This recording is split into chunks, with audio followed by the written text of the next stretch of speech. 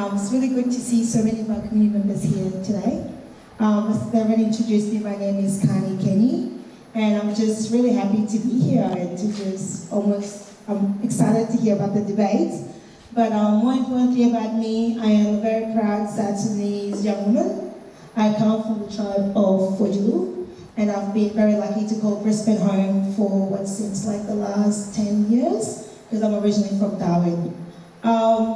But yeah, this role, when I saw the campaigning that happened a couple of months ago when Sebit and Auntie were going around the community and really just trying to motivate people to get behind the movement, I was really touched.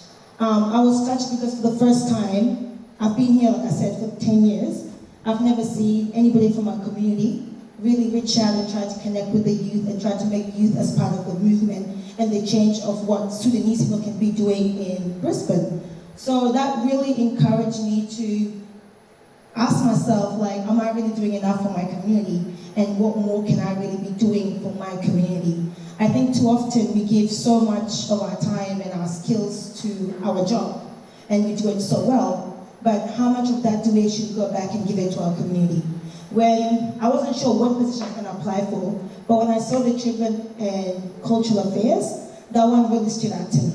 My line of work is youth work, and I think we see young people sometimes at the worst end of their life. And I've seen young people that hadn't had support.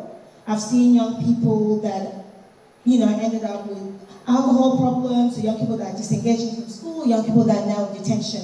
And it really breaks my heart because I know not long ago those young people or those children could have done so much more, and they could have taken a different path. And I'm like, why is it that we're seeing these kids at this point in their life? And what are we as a community really doing to really help these children, to put them on the right path? So I'm a strong believer that, if you know where you're from, and if you have strong family roots, it's really hard for you to go the wrong way. You might get lost, do every now and then, but your roots will always bring you back to where you're supposed to be. So I'm interested in this position because I really want to see the best for South Sudanese children. I really think that I don't know if I can say this, but out of all of Africa, I think we have the most beautiful culture, the most beautiful traditions, and it's time that we really share that with not just each other, but with the rest of Brisbane and even the rest of Australia wide, So when I look at us and I'm a Fojulu person, I don't speak my language, but I'm just like, oh my God, I wish I could actually learn to speak my language. When I see our Chole sisters dancing, I'm like, oh my goodness, the whole world needs to see this dance.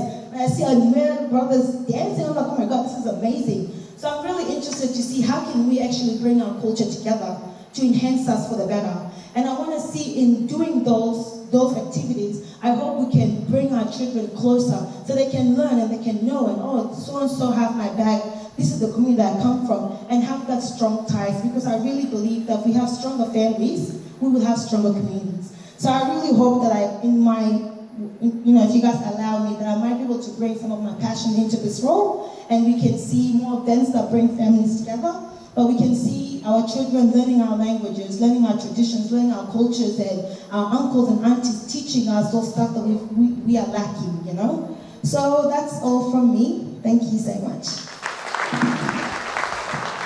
Yeah, thank you so much, community, for listening to your potential candidates, and they will be our leaders for tomorrow. So can we, on behalf of the community, can we put our hand together for those speakers? Thank you so much.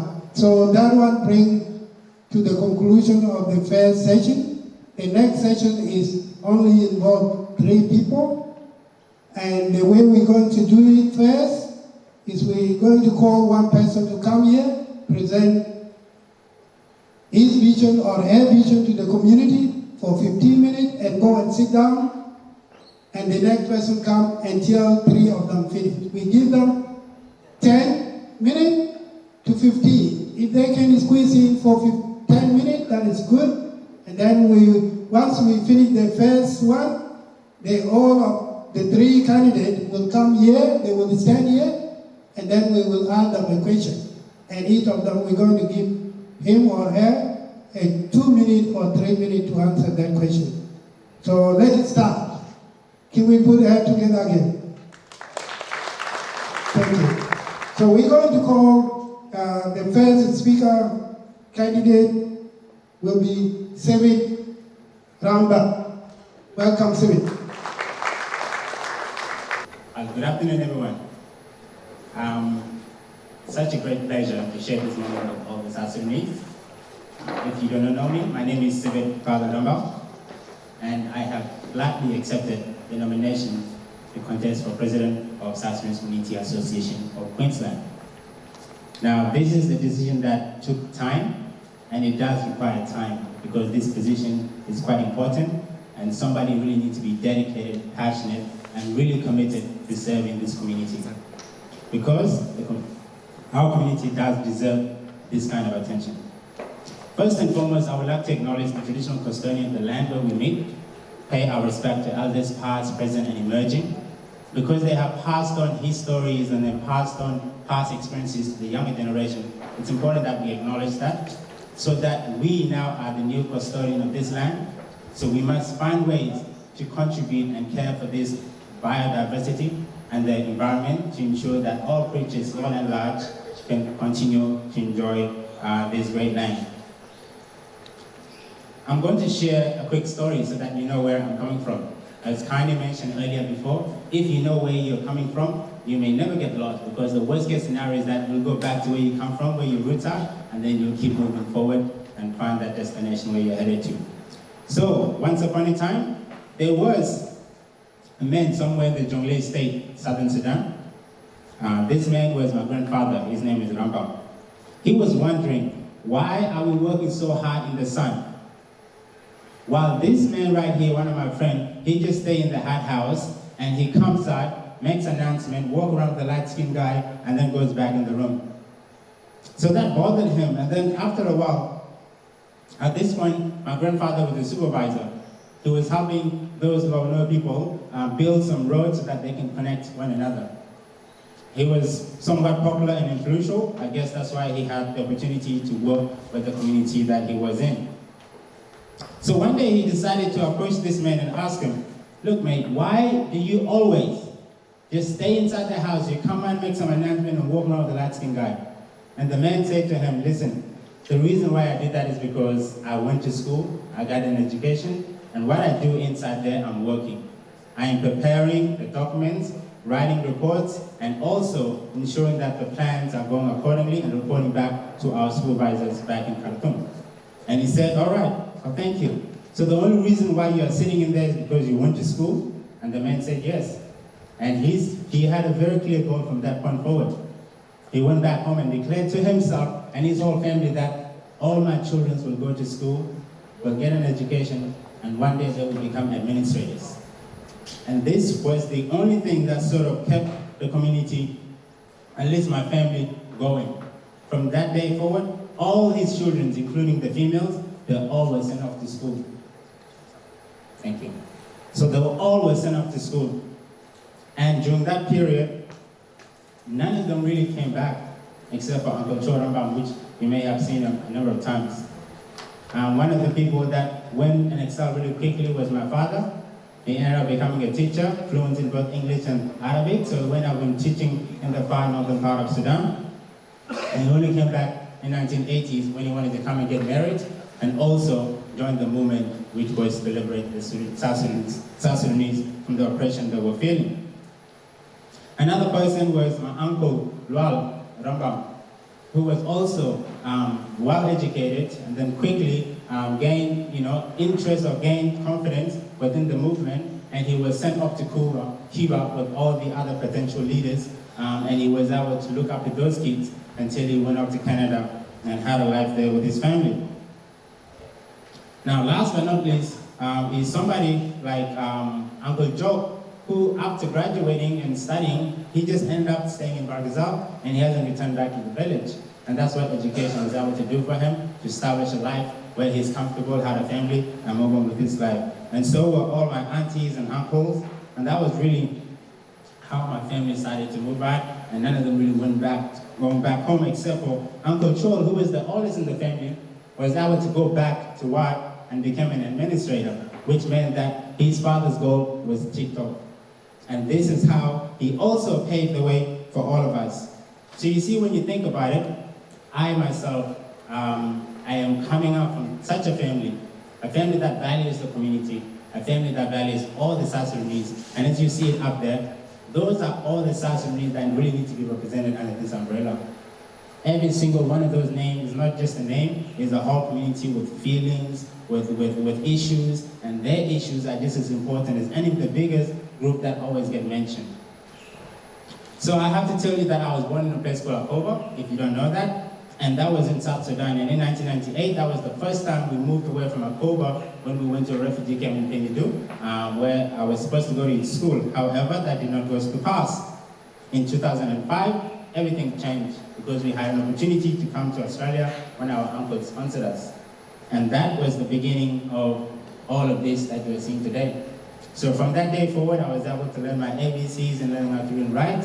I attended 4 different high schools, including my Paris State High School. And then ultimately, I was granted an opportunity to study at the University of Queensland. In 2006, I ended up achieving the goals that my grandfather had set for him to ensure that his children and his grandchildren become administrators. And I've been working for the Brisbane City Council for the last 5 years as a town planner, planning and making decisions for the Brisbane City, which is Australia's new world city. And we are really excited about all the awesome things that are being developed and being happening, and our community has an opportunity to be a part of that. Every single one of us, from our children to our elders to our mothers, we all have an opportunity, especially when the Olympics comes here in 2032. And we really want to be at the center of something like that.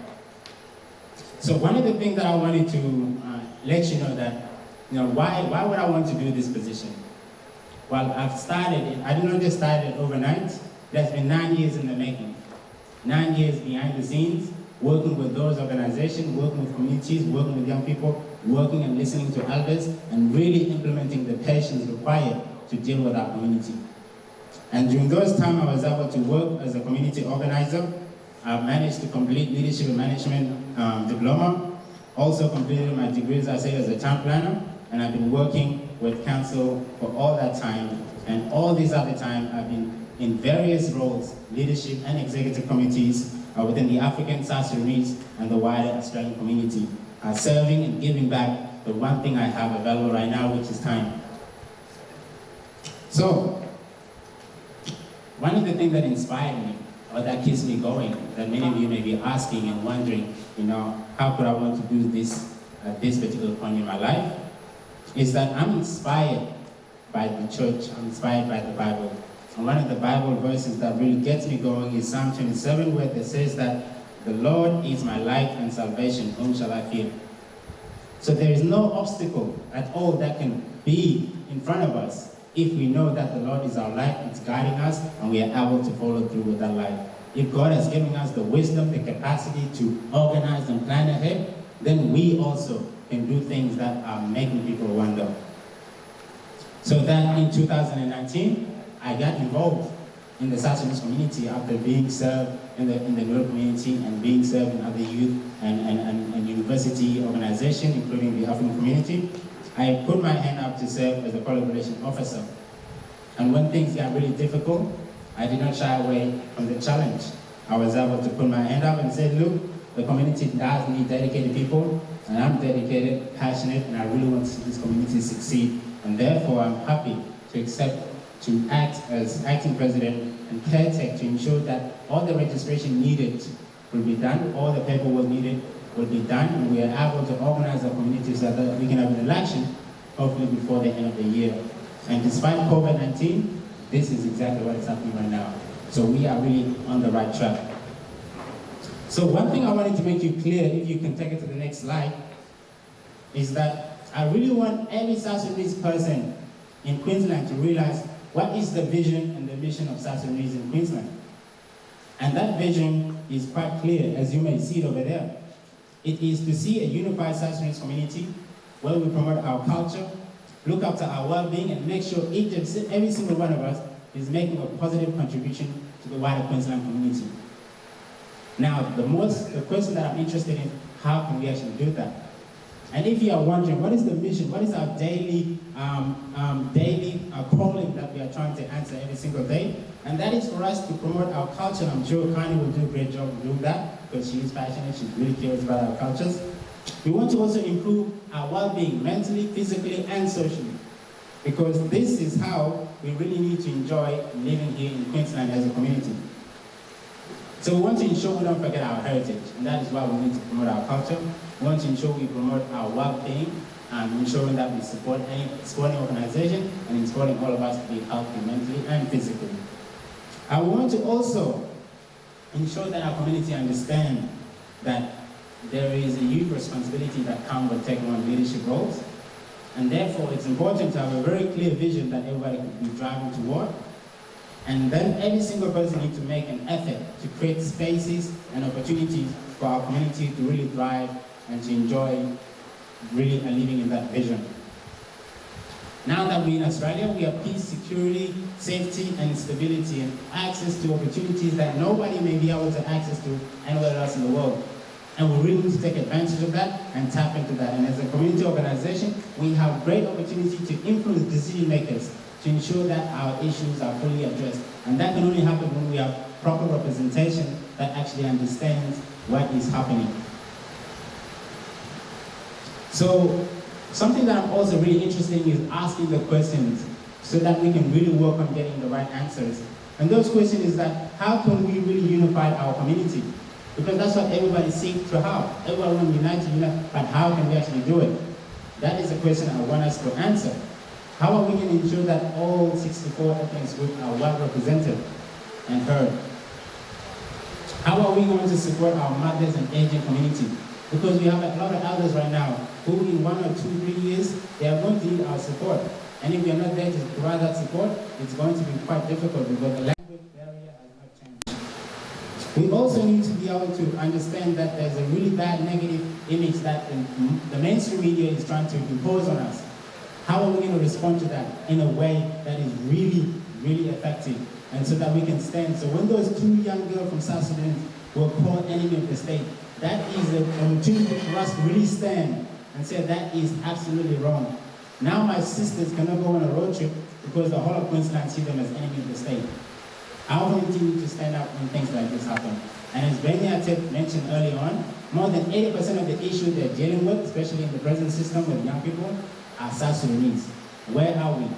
Because the last 8 years has not really been good for us, but we really need to pick up and really address the challenges we are facing. So how to answer this question, and I'm sure I'll probably have enough time to conclude, is that we are going to have events that will unify our community. And those events include things like cultural festival or celebrating the 9th of July, because whether you like it or not, that is a day that we are going to remember forever and ever. And I'm really, really looking forward to one day putting a flag on the tree that was planted by Uncle Gabriel to ensure that that is a tree, is a symbol for peace, that everybody, wherever you come from, you come to Queensland, you're going to go there and say, this tree was planted, it was just a seed in 2011, now is really providing us shade. Are we providing shade and cover for our communities? Even though we've all been here, we have the qualification, the capacity, but what are we really doing? So we need to be able to maybe provide an opportunity for a think tank to be created so that we can address our issues. We need to be able to create spaces for us to really acknowledge and celebrate those who are making a positive contribution to the wider Queensland. Our volunteers, leaders, athletes, and so on, because if we don't celebrate them, nobody else will. And if the media is focusing on our negative, we need to focus on the positive influence that we are making to this society. We need to be able to go to the next slide, please. We need to be able to visualize the future and see something much greater than we have. And if you look into the future, we need to say, how can we activate our membership? And if you're going to see up there just shortly, you'll be able to see that some of the ideas or the vision we have for the next 5, 10, or 20 years are remarkable, because this is what we should be working and looking toward. Because if we keep fighting and addressing today's issues can never really be fully addressed. But if we can visualize the future and continuously work toward the future, then any of this is possible, and each and every single one of us will enjoy that because our children, our great-grandchildren, are Australians. We're going to have prime ministers, councillors, local members, and state members. And they need to be able to say, come to Queensland, we have a museum where you learn about all the South Sudanese and our contribution. Come to Queensland, we have facilities that will be able to ensure you enjoy yourself. So there's nothing more to say. We have a flyer that we're going to pass around. I look forward to engaging with each and every one of you. Any questions, welcome. Thank you. Thank you so much. Sibit has just spoken for 15 minutes exactly.